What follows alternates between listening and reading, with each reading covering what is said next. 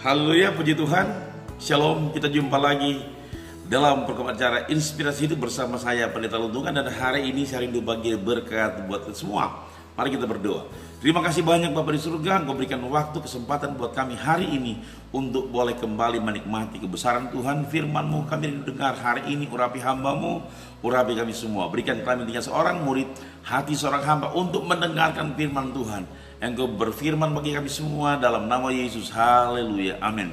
Sahabat FB dimanapun Anda berada, kita jumpa lagi tentunya hari ini dalam program acara Inspirasi Hidup bersama saya Pendeta Luntungan. Dan hari ini saya rindu bagi berkat buat kita semua. Dan firman Tuhan terambil di dalam Efesus pasal yang keempat ayat 25 sampai ayat yang ke-30. Saya baca di dalam nama Tuhan Yesus Kristus. Karena itu buanglah dusta dan berkatalah benar seorang kepada yang lain, karena kita adalah sesama anggota. Apabila kamu menjadi marah, janganlah kamu berbuat dosa. Janganlah matahari terbenam sebelum padam amarahmu. Ayat 27. Dan janganlah beri kesempatan kepada iblis. Ayat 28. Orang yang mencuri, janganlah yang mencuri lagi, tetapi baiklah ia bekerja keras dan melakukan pekerjaan yang baik dengan tangannya sendiri, supaya ia dapat membagikan sesuatu kepada orang yang berkekurangan. Ayat 29. Janganlah ada perkataan kotor keluar dari mulutmu, tetapi pakailah perkataan yang baik untuk membangun di mana perlu, supaya mereka yang mendengarnya beroleh kasih karunia. Ayat 30. Dan janganlah kamu mendukakan Roh Kudus Allah yang telah memeteraikan kamu menjelang hari penyelamatan. Puji Tuhan, kita boleh membaca beberapa ayat dari firman Tuhan. Efesus pasal yang keempat ayat 25 sampai yang ke-30. Khotbah saya hari ini saya berikan judul hal yang harus dibuang. Haleluya. Ada 6 hal yang harus dibuang agar kita berkenan di hadapan Allah. Ada 6 hal yang harus dibuang agar kita berkenan di hadapan Allah. Nah, tentunya hal yang pertama harus dibuang dalam hidup kita sesuai dengan baca firman Tuhan. Buanglah segala dusta. Itu yang diungkapkan pada ayat 25. Karena itu buanglah dusta.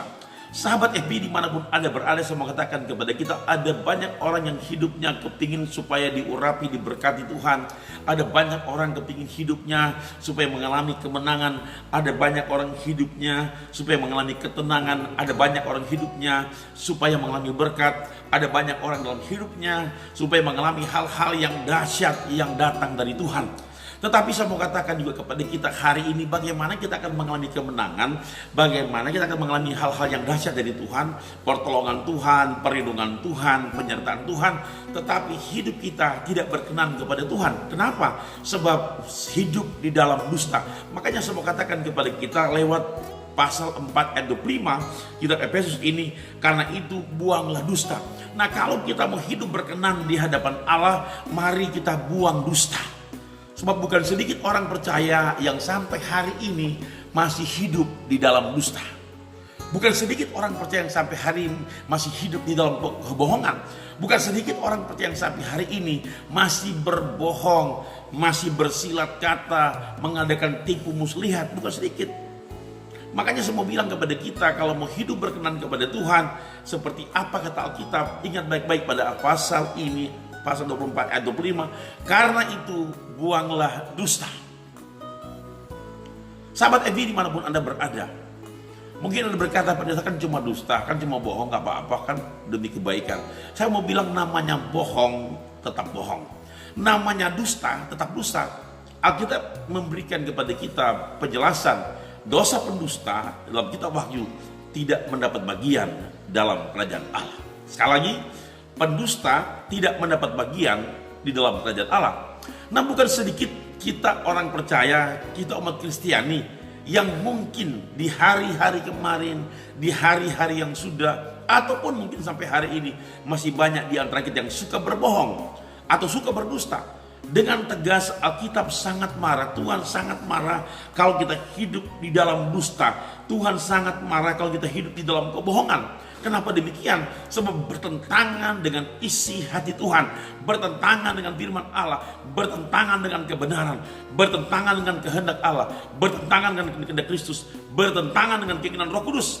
Kenapa demikian? Sebab pada bagian ini, saudara perhatikan baik, pada bagian B dari ayat 25, saya mau katakan kepada kita, dan berkatalah benar seorang kepada yang lain, karena kita adalah sesama anggota.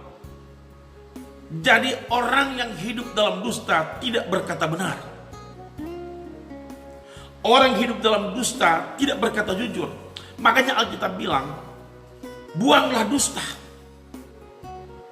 dan berkatalah benar. Saudara terkasih dalam Tuhan, bukan sedikit di antara kita yang terkadang mungkin berkata tidak benar, berkata tidak jujur, berkata bohong. Banyak kali mungkin terjadi seperti itu. Nah, kadang-kadang tanpa kita sadari ini sudah membuat iman kita mundur. Ini sudah membuat iman kita rapuh. Kenapa? Ada dusta, ada bohong.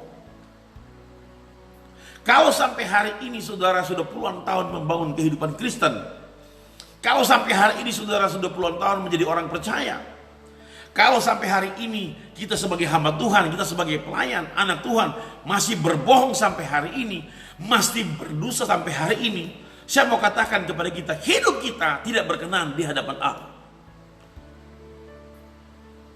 Tidak heran kalau Tuhan marah sama kita.